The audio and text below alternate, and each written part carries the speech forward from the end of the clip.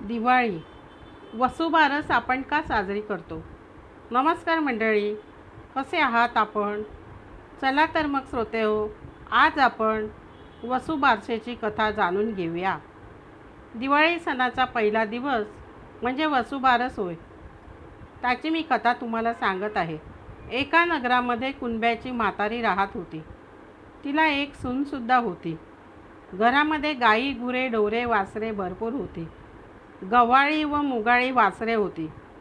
एक दिवस काय झाले, अश्विन मास आला. पहिल्या द्वादशीच्या सकाळी म्हातारी लगबगीने उठली व शेतावर जाऊ लागली. सुनेला हाक मारून तिने सांगितले, मुली मुली इकडे ये. सून आली. काय म्हणून विचारले. म्हातारी म्हणाली, मी शेतावर जाते, दुपारी येईन. तोपर्यंत तू माडीवर जा, गव्हाचे व मुगाचे दाणे काढ, गव्हाळे मुगाळे शिजवून ठेव. आपण शेतावरती निघून गेली व सून माडीवर गेली.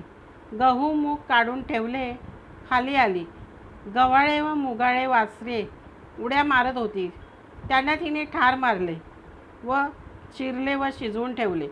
सासूची वाट बघत बसली. दुपार झाली. सासू घरी आली. सुनेने पान वाढलं. तांबडं मांस दृष्टीस पडल्याबरोबर म्हातारी घाबरली. तिने हे काय म्हणून विचारलं सुनेला. सुनेने सर्व हकीकत सांगितले. मग सासू घाबरली व न समजता चुकी घडली तशी ती उठली व देवापाशी जाऊन बसली.